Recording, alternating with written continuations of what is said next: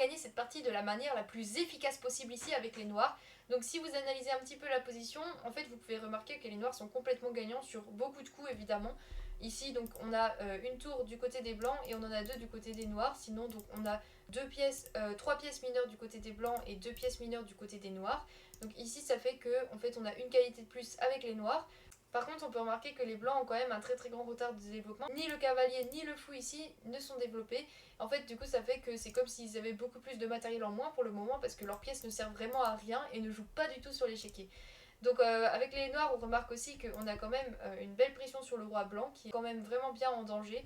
On peut penser parfois à des sacrifices comme ça qui peuvent parfois peut-être être concluants, tout ça. Mais sinon, les blancs, ils n'ont qu'une pièce de sortie. Donc pour le moment, en plus de notre avantage matériel, on a une avance de développement. Donc c'est génial. Pour ceux qui ont eu le temps de chercher, effectivement, du coup, c'était bien une attaque sur le roi noir pour gagner le plus rapidement possible, en fait, tout simplement. C'était pas fou prend H3 parce qu'après fou prend H3, il y a juste G prend H3 et on est quand même gagnant parce qu'ici on peut faire ça par exemple, on menace de prendre le pion, on menace ensuite peut-être de faire des échecs comme ça et tout ça. Donc ça reste gagnant. Mais ici le coup le plus fort et le plus puissant c'était de faire ça parce qu'en fait ça attaque la dame. Si la dame se pousse, eh bien on a juste dame G1 échec et mat parce que c'est enlevé de la première rangée qui contrôlait du coup cette case G1 qui permettait de faire mat pour les noirs. Donc ici voilà. Si jamais elle se met là, bon évidemment on prend roi H2 par exemple, je sais pas, fou G1, ça, et puis là c'est le mat classique, on fait échec et mat comme ça.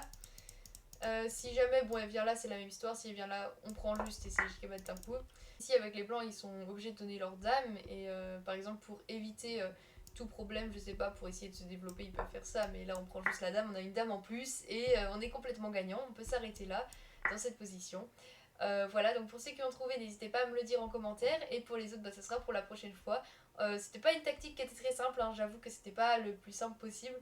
Mais c'était une tactique assez jolie et assez esthétique, donc voilà. En tout cas, pour ceux qui sont intéressés, je donne des cours d'échecs et je propose aussi des analyses de parties personnalisées. Donc soit vous m'envoyez un message en privé, soit vous regardez dans ma bio, il y a toutes les informations. Et à bientôt.